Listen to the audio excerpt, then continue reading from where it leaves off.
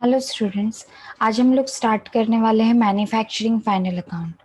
Final account क्या होता है ये 11th में भी आप पढ़ चुके हो। एक्चुअल मीनिंग फाइनल अकाउंट का क्या होता है ये 11th में ही आपने सीखा है। उसके बाद 12th में भी एक फाइनल अकाउंट आपने पढ़ा है।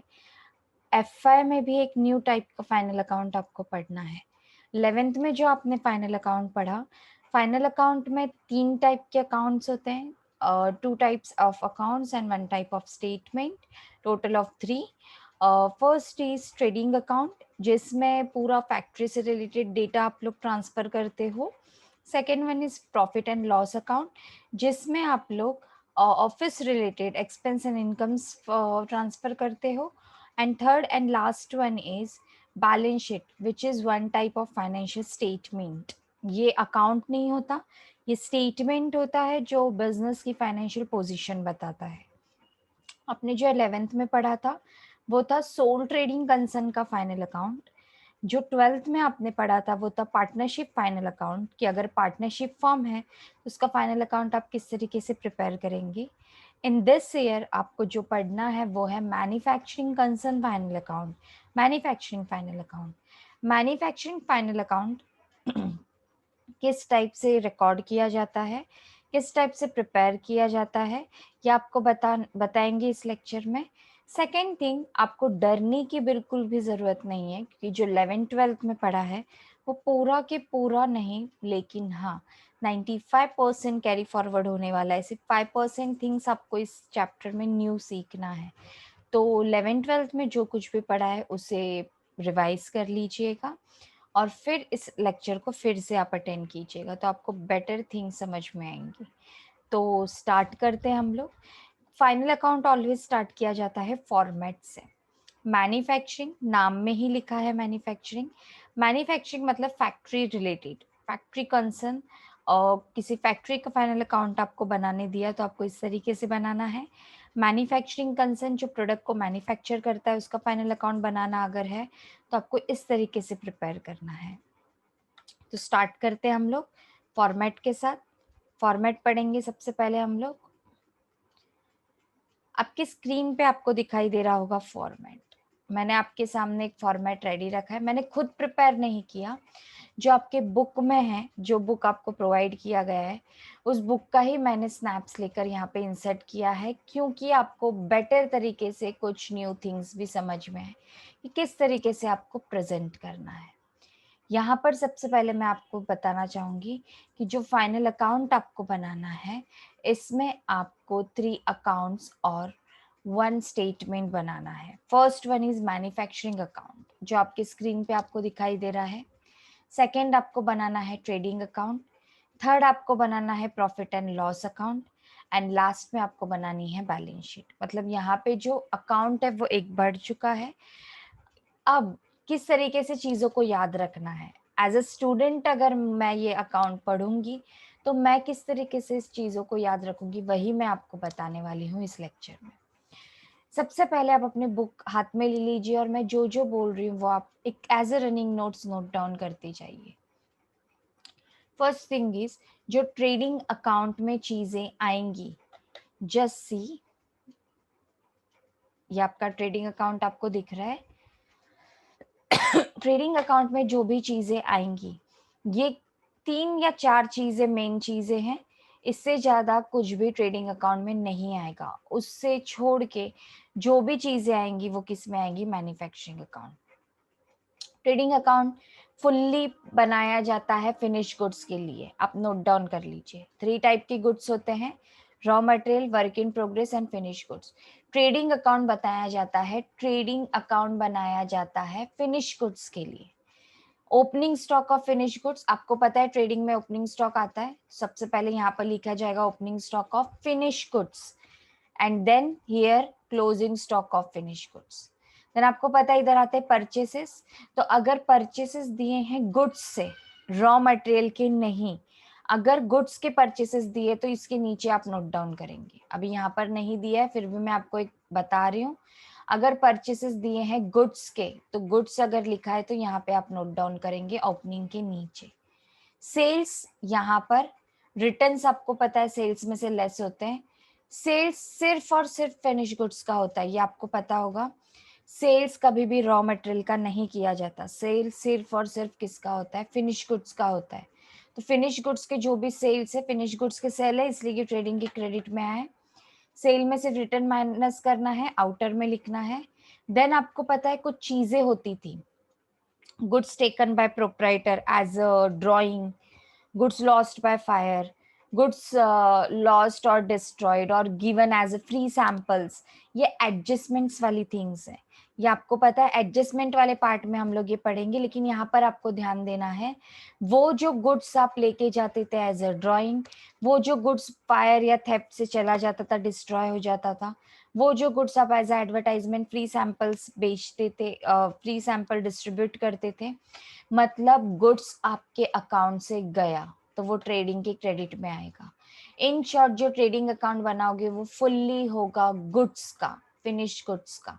तो इसमें सिर्फ सिर्फ सिर्फ ये 4 चीजें आपको याद रखना है। First thing is opening stock of finish goods as a debit on debit side. Second thing is closing stock of finish goods credit side. Purchase अगर फिनिश गुड्स का हुआ तो डेबिट में आएगा। सेल्स यहीं पर आएगा क्योंकि सेल्स ऑलवेज फिनिश गुड्स का होता है। रिटर्न्स होंगे तो लेस। एंड फिफ्थ अगर आपको एडजस्टमेंट दिया, ये 4 चीजों के अलावा अगर फिफ्थ आपको एडजस्टमेंट दिया, अगर गुड्स आप एज ए ड्राइंग लेके जा रहे हो, गुड्स आप फ्री सैंपल लेके जा रहे हो, या गुड्स प्रोप्राइटर ने लिया तो लॉस्ट हो गया फायर से, थेफ्ट से, तो गुड्स गया, तो ये चीजें यहाँ पे रिकॉर्ड हो जाएंगी क्रेडिट साइड क्योंकि goods goes out. Now what is this manufacturing account. ये जो मैन्युफैक्चरिंग अकाउंट पर हम लोग सीखने वाले हैं, इसका जो बैलेंसिंग फिगर आएगा ये ऑलवेज क्रेडिट साइड में आएगा। मैन्युफैक्चरिंग अकाउंट का डेबिट साइड ही ऑलवेज ज्यादा होगा और इसका जो बैलेंसिंग फिगर है ये क्रेडिट में आएगा। तो अगर यहाँ पे क्रेडिट में आ रहा है तो ट्रेडिंग के कहाँ पे आएगा, डेबिट में। तो ये मैन्युफैक्चरिंग अकाउंट का बैलेंसिंग फिगर है जो ट्रेडिंग के डेबिट में दिया गया है। फिर यहाँ पे आपको बैलेंसिंग करना है, इस अकाउंट को क्लोज करके आप ट्रेडिंग में ट्रांसफर करोगे, अदर थिंग्स को ट्रेडिंग में आप रिकॉर्ड करोगे, और उसके बाद आपको जो चीजें यहाँ पे दिख रही हैं, ग्रॉस प्रॉफिट और ग्रॉस लॉस, ये एज यूजुअल अगर डेबिट साइड ज्यादा है तो ग्रॉस लॉस आएगा, अगर क्रेडिट साइड ज्यादा है तो ग्रॉस प्रॉफिट आएगा। फिर आपको इसके बाद पता है कि ये जो चीज है ये कहाँ पे जाने वाली है, P&L में, तो ये हम लोग बाद में देखते हैं। होप सो ट्रेडिंग अकाउंट आपको समझ में आया होगा। छोटा सा अकाउंट है, 3-4 आइटम सिर्फ यहाँ पे ट्रांसफर होंगे, नथिंग एल्स। अब जो जो ट्रेडिंग अकाउंट में आता था, जैसे वेजेस आते थे, कैरेज इनवर्ड आते थे, रॉ मटेरियल, ये सारे पार्ट्स किधर जाएंगे, इन सारे पार्ट्स के लिए यहाँ पर आया गया है मैन्युफैक्चरिंग अकाउंट। इन सारे पार्ट्स के लिए यहाँ पर दिया गया है मैन्युफैक्चरिंग अकाउंट। ये सारी चीजें छोड़ के जो ट्रेडिंग में आती है गुड्स से रिलेटेड, बाकी जो भी ट्रेडिंग में आता था फैक्ट्री रिलेटेड, वो अब इस चैप्टर में फैक्ट्री रिलेटेड सारी चीजें आएंगी मैन्युफैक्चरिंग अकाउंट में। स्टार्ट होता है वर्क इन प्रोग्रेस के ओपनिंग स्टॉक से, अगर दिया गया है तो यहाँ पे नोट डाउन करना है। फिर एक नॉर्मल फॉर्मूला है रॉ मटेरियल कंज्यूम का, रॉ मटेरियल से रिलेटेड जो भी चीजें वो इसके अंदर आएंगी इस फॉर्मूला में। Opening stock of raw material, add purchases of raw material, और कोई भी डायरेक्ट एक्सपेंस जो आपने परचेस करने के लिए किया गया है, परचेस करने के लिए जो भी एक्सपेंस किया गया है वो इस परचेस में ऐड हो जाएगा। देखिए परचेस एक्सपेंस, चाहे वो कैरेज इनवर्ड हो, कैरेज इनवर्ड परचेस करने के लिए किया जाता है, ऑक्ट्रॉय ड्यूटी, डॉक ड्यूज जो आप शिप के टाइम पे इंपोर्ट एक्सपोर्ट के टाइम पे देते हो, कस्टम ड्यूटीज, ये सारी चीजें इस परचेसेस में ऐड हो जाएंगी। अगर रिटर्न्स है तो आपको भी पता है लेस होते हैं, तो परचेस में से ये रिटर्न्स, परचेस रिटर्न्स लेस हो जाएंगे। और क्लोजिंग स्टॉक रॉ मटेरियल का आप क्रेडिट में नहीं बताओगे, अभी तक आपने सीखा है कि क्लोजिंग स्टॉक बताया जाता है क्रेडिट में, लेकिन रॉ मटेरियल का क्लोजिंग स्टॉक आप क्रेडिट में नहीं बताओगे, यहीं से लेस करोगे। बोलोगे मैम ऐसा कैसे, अगर क्रेडिट में नहीं आ रहा है तो यहाँ पर अगर मैंने उसको लेस कर दिया तो किस तरीके से चीजें होंगी, कुछ चीजें नहीं होंगी।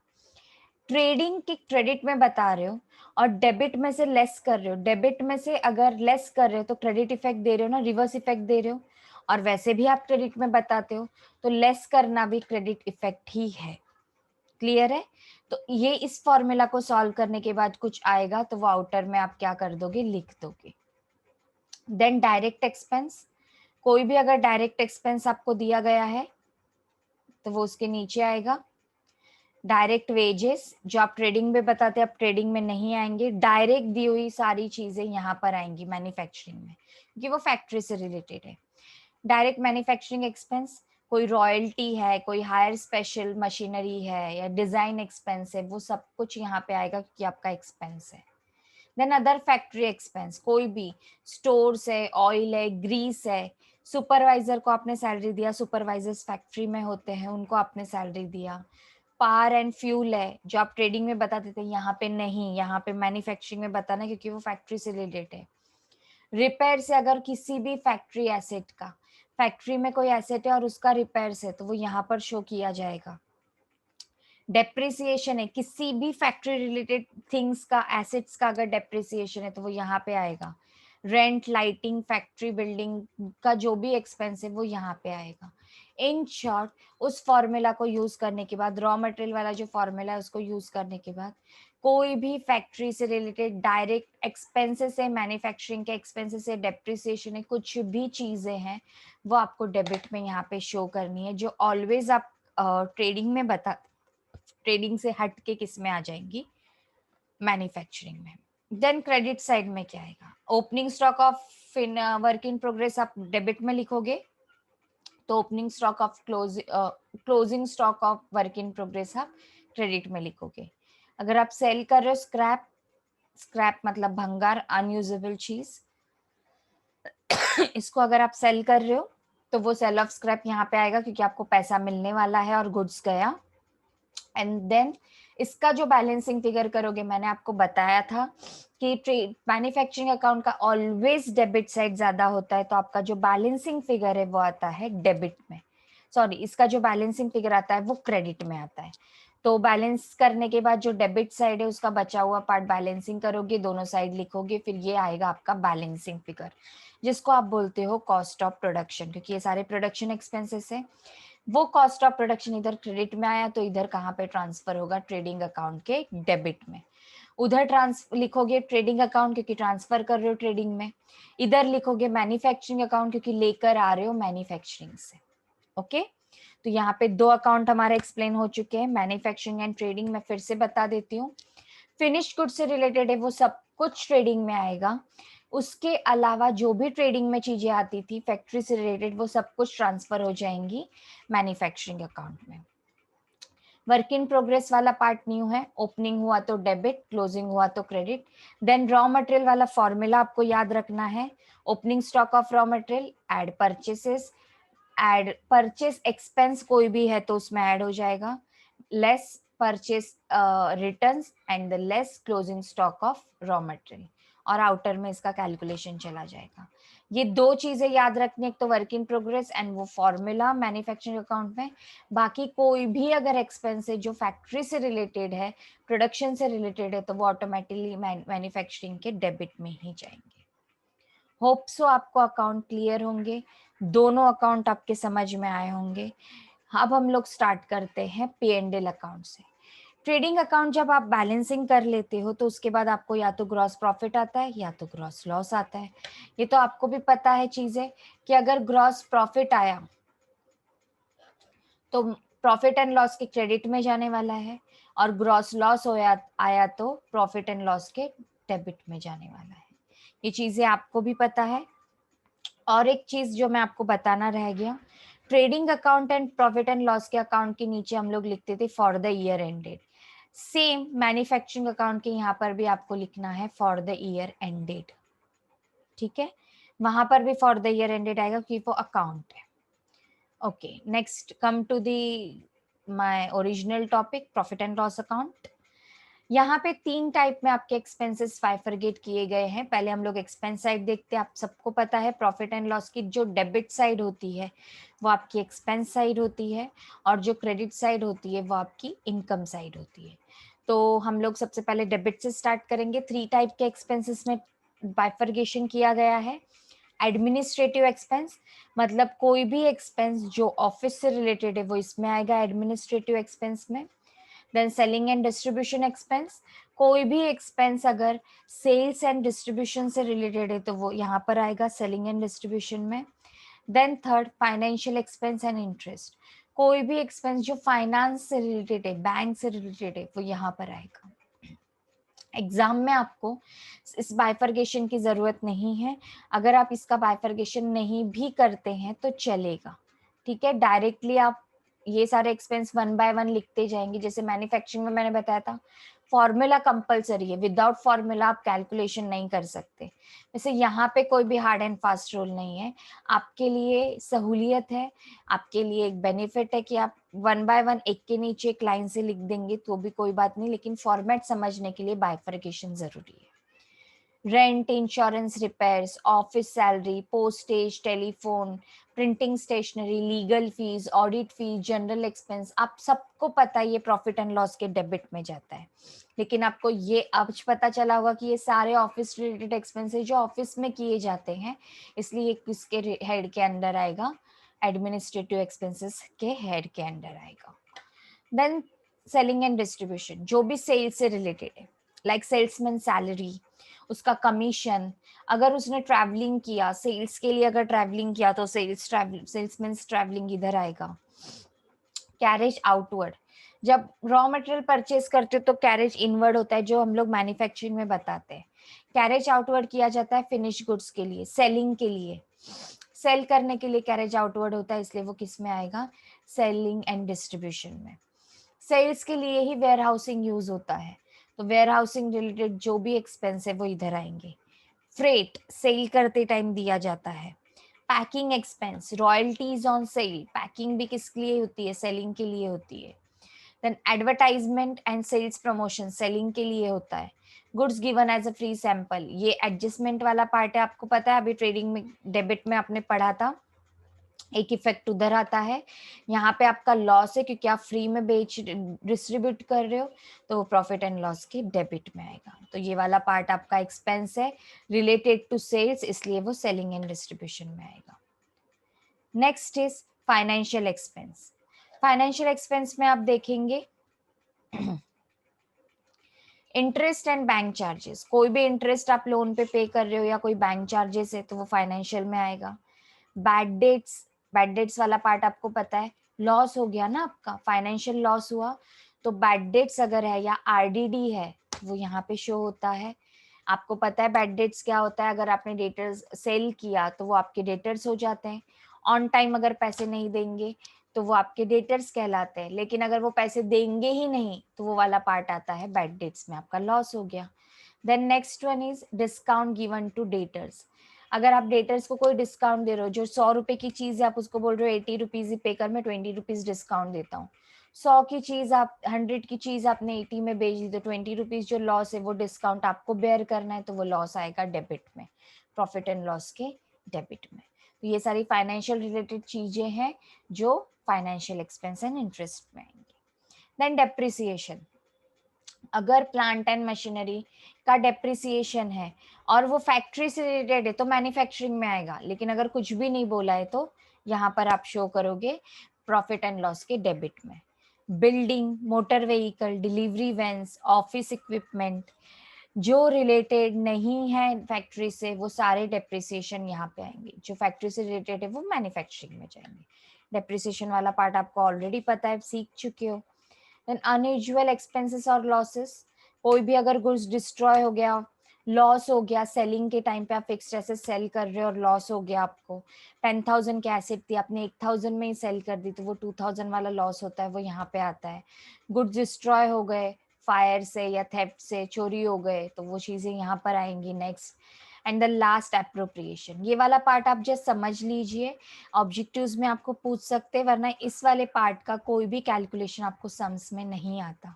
एप्रोप्रिएशन क्या होता है, जो आपका प्रॉफिट होता है, जो आपको प्रॉफिट एंड लॉस से पता चलता है, वो ट्रांसफर होने के पहले दो चीजें की जाती है, उसके ऊपर इनकम टैक्स पे किया जाता है और थोड़ा पार्ट रिजर्व में ट्रांसफर किया जाता है, ये दो पार्ट, और फिर जो बचा वो नेट प्रॉफिट ट्रांसफर किया जाता है कैपिटल में, जो आप कैपिटल में ऐड करते हो ना बैलेंस शीट में, ये net profit, profit and loss वाला वो। तो इसलिए ये अप्रोप्रिएशन होता है कि जितना भी प्रॉफिट हुआ उसके ऊपर पहले इनकम टैक्स पे करो और उसके ऊपर कुछ रिजर्व्स को सेट असाइड कर दो आपका प्रॉफिट, फिर जो बचा वो कैपिटल में ट्रांसफर कर दो। तो इस तरीके से ये होता है। ये कैलकुलेशंस आपको नहीं आएंगे इस लेवल पे, लेकिन ऑब्जेक्टिव्स में पूछ सकते, तो ये थिंग्स और ये मीनिंग आपको याद रखना है। अब हम लोग क्रेडिट साइड देखेंगे, प्रॉफिट एंड लॉस की क्रेडिट साइड। सबसे पहले मैंने बताया अगर ग्रॉस प्रॉफिट हो रहा है तो वो यहाँ पे ट्रांसफर होगा। कोई इनकम है, commission receive, discount receive, you all very well कि ये डेबिट में आएंगे, क्रेडिट में आने वाली है क्योंकि ये इनकम्स है। अगर आपने डिस्काउंट दिया है डेटर को तो वो डेबिट में आएगा क्योंकि आपका लॉस है, लेकिन क्रेडिटर से आप परचेस करते हो तो परचेस करते टाइम आप पैसे पे करते हो और कम पे किया तो आपका इनकम है। तो अगर क्रेडिटर से आपको कोई डिस्काउंट मिल रहा है तो वो क्रेडिट में आता है क्योंकि वो आपका इनकम है, आपको कम पैसे पे करने पड़ते हैं। देन अगर कोई लोन आपने किसी और को दिया तो उससे इंटरेस्ट मिलेगा। मैंने अगर मेरी फ्रेंड को लोन दिया तो उससे मुझे इंटरेस्ट मिलने वाला है, तो वो इंटरेस्ट मेरे लिए इनकम है, loan given to outsider. Then dividend से कोई इनकम हो रही है, इंटरेस्ट से कोई इनकम हो रही है तो वो यहाँ पे आएगा। कोई एसेट सेल की और लॉस हो गया तो लॉस डेबिट में आता है, लेकिन कोई एसेट सेल की और प्रॉफिट हो गया तो वो प्रॉफिट आता है क्रेडिट में। तो इस तरीके से चीजें हो जाएंगी प्रॉफिट एंड लॉस में। नेक्स्ट आपका आएगा या तो लॉस या तो प्रॉफिट। अगर क्रेडिट साइड ज्यादा है तो आपका प्रॉफिट आएगा, डेबिट साइड ज्यादा है तो आपका लॉस आएगा। और आपको उसके बाद पता है ये जो प्रॉफिट एंड लॉस है ये ट्रांसफर होता है कैपिटल में, ऐड होता है। अगर प्रॉफिट है तो, लॉस है तो वो क्या हो जाएगा, लेस हो जाएगा। तो हम लोग अब बैलेंस शीट वाला पार्ट देखेंगे। चलिए स्टार्ट करते हैं बैलेंस शीट वाला पार्ट। सबसे पहले तो देखिए कैपिटल, आपको पता है स्टार्टिंग में क्या आता है, कैपिटल आता है लायबिलिटीज एंड एसेट। यहाँ पे आप डेबिट क्रेडिट नहीं लिखोगे क्योंकि ये स्टेटमेंट है। एसेट लिखोगे, डेट लिखोगे, फॉर द ईयर एंडेड नहीं लिखोगे। कैपिटल लिखने के बाद जो ओपनिंग कैपिटल आपको दिया रहेगा ऑलरेडी ट्रायल बैलेंस में, वो यहाँ पे ट्रांसफर करना है। एडजस्टमेंट में अगर कुछ बोला है कि न्यू कोई कैपिटल उसने इंट्रोड्यूस किया प्रोप्राइटर ने, तो वो यहाँ पे ऐड हो जाएगा new capital, fresh capital. Profit add होगा, अगर लॉस है तो वो लेस हो जाएंगे। ड्रॉइंग्स लिया तो आपको पता है कैपिटल में से लेस होता है। जैसे ट्रेडिंग के क्रेडिट में बताया था मैंने कि गुड्स टेकन बाय प्रोप्राइटर, वही ड्रॉइंग होता है, तो वो ड्रॉइंग एक तो वहां पे क्रेडिट में आएगा और यहाँ पे लाइबिलिटीज में से लेस हो जाएगा तो इफेक्ट आएगा डेबिट। ओके, फाइनल कैलकुलेशन करके आपको आउटर में लिखना है। देन कोई भी रिजर्व है तो यहाँ पे शो करेंगे, आपको पता है जनरल रिजर्व, कैपिटल रिजर्व, ये सारे रिजर्व इधर आएंगे। लोन लिया है आपने, लिया है तो आपकी लाइबिलिटी है, आपको पे करना है इन फ्यूचर, तो वो यहाँ पे आएगा loan from bank, bank overdraft, sundry creditors, bills payable, outstanding, income received in advance. ये सारी चीजें आप पढ़ चुके हो, जस्ट एक न्यू फ्रेशन अप करना है आपको कि आप ऑलरेडी पढ़ चुके हो, अब उसके आपको रिवाइज करके फिर से ध्यान में लेकर आना है।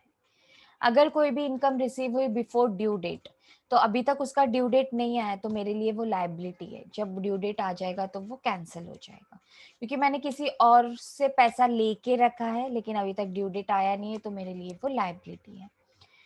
अगर कोई भी डिस्काउंट आया है क्रेडिटर्स के ऊपर तो टोटल क्रेडिटर्स में से वो लेस हो जाएगा, ये चीजें भी आपको पता है, जस्ट हमने प्रॉफिट एंड लॉस के क्रेडिट में देखा, उधर आता है एक इफेक्ट और एक इफेक्ट इसमें से लेस हो जाएगा।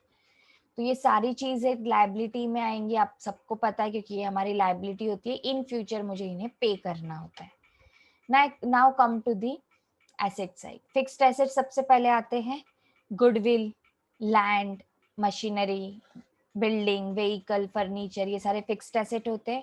इनके ऊपर अगर डेप्रिसिएशन दिया तो आप सबको पता है डेप्रिसिएशन इन सब में से क्या हो जाएगा, लेस हो जाएगा, डेप्रिसिएशन लेस होता है।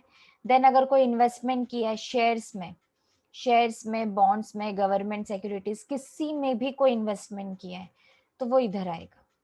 और एक चीज बता दो जो इधर नहीं दी गई है, अगर आपने लोन दिया है किसी और को, जैसे लायबिलिटी में आता है मैंने किसी से लोन लिया तो वो मेरी लायबिलिटी की इन फ्यूचर मुझे पे करना है। लेकिन अगर मैंने किसी को लोन दिया, मैंने अगर किसी को लोन दिया तो वो मेरी क्या है, एसेट है, इन फ्यूचर मुझे वापस मिलने वाला है, मेरा पैसा है वो, तो वो भी एसेट में आता है। देन करंट एसेट्स आपको पता है, क्लोजिंग स्टॉक, डेटर्स, डेटर्स में भी आपको पता है पहले बैड डेट्स जाते हैं, फिर आरडीडी लेस होता है, फिर डिस्काउंट लेस होता है, फिर एक रियलाइजेबल वैल्यू आउटर में आता है। ये आपको पता है ऑलरेडी फॉर्मूला, हम सम सॉल्व करते टाइम फिर से ये फॉर्मूला अच्छे से पढ़ेंगे। डेटर्स से बैड डेट्स लेस होता है, आरडीडी लेस होता है, कोई डिस्काउंट है तो वो लेस होता है, और फिर एक फाइनल अमाउंट आउटर में जाता है। देखिए मैंने अभी बोला था लोन अगर किसी और को दिया तो दिया तो मेरी एसेट है तो एसेट में आएगा। बिल रिसीवेबल, प्रीपेड, जैसे यहाँ पे इनकम रिसीव्ड इन एडवांस है वैसे प्रीपेड। एक्सपेंस अभी नहीं करना था लेकिन मैंने कर दिया, ड्यू डेट नहीं आई तो अभी तक वो मेरा ही पैसा है जब तक ड्यू डेट नहीं आती। एसेट है मेरी, जब ड्यू डेट आ जाएगी तो वो कैंसिल हो जाएगा। Cash in hand, cash at bank, ये सब आपको पता है आपकी एसेट होती है, क्योंकि आपका खुद का पैसा होता है, वो सारी आपकी एसेट्स होती है। और अगर समझो कैपिटल अकाउंट में यहाँ पे बैलेंस निगेटिव आया, यहाँ पर अगर ये कैलकुलेशन करने के बाद ये जो अमाउंट आउटर में दिया है ये कैपिटल अकाउंट वाला अगर पॉजिटिव आया तो वेल एंड गुड, ये यहीं पर रहेगा। लेकिन अगर ये अमाउंट निगेटिव आया तो ये अमाउंट निगेटिव इनर में लिखोगे और निगेटिव अमाउंट को पॉजिटिव करने के लिए ट्रांसफर करोगे यहाँ पे लास्ट में, अपोजिट साइड। ओके, ऐसा होता नहीं है, बहुत रेयरली होता है, पर फिर भी मैंने आपको बता दिया। अगर वो कैपिटल अकाउंट वाले फॉर्मूला में निगेटिव आता है तो वहां पे इनर में लिखोगे, आउटर में नहीं लिखोगे, और यहाँ पे आप ट्रांसफर कर दोगे एसेट साइड के लास्ट में। अब आप सबको पता है यहाँ पे किसी भी टाइप का कोई भी बैलेंसिंग फिगर नहीं आता, यहाँ पे आता है टैली अमाउंट। दोनों साइड क्या हो जाते हैं, टैली हो जाते हैं। तो ये जो फाइनल अमाउंट टोटल है ये आपका क्या हो जाएगा, टैली हो जाएगा, ये आपका बैलेंस शीट। ओके, सब तो इस तरीके से मैंने आपको बताया, पूरा मैन्युफैक्चरिंग अकाउंट इस तरीके से हम लोग सॉल्व करने वाले हैं। आपको क्लियर होगा पूरा मैन्युफैक्चरिंग अकाउंट। वीडियो को पॉज कर करके आपको पूरा फॉर्मेट अपनी बुक में नोट डाउन कर लेना है, समझ लेना है। नेक्स्ट लेक्चर में हम लोग देखेंगे एडजस्टमेंट्स, एडजस्टमेंट्स के इफेक्ट्स कैसे दिए जाते हैं। कुछ कुछ एडजस्टमेंट आपको पहले से पता है क्योंकि आप 11th-12th में कर चुके हो, लेकिन जो एडजस्टमेंट का इफेक्ट फाइनल अकाउंट में आएगा वो आपके लिए न्यू है। तो सबसे पहले आपको मैं एडवाइस करूंगी, जो 11th-12th में आप पढ़ चुके हो उस एडजस्टमेंट को रिवाइज कर लीजिए नेक्स्ट लेक्चर के पहले, ताकि जो भी हम लोग पढ़ेंगे वो आपको क्या होगा, रिकॉल होगा।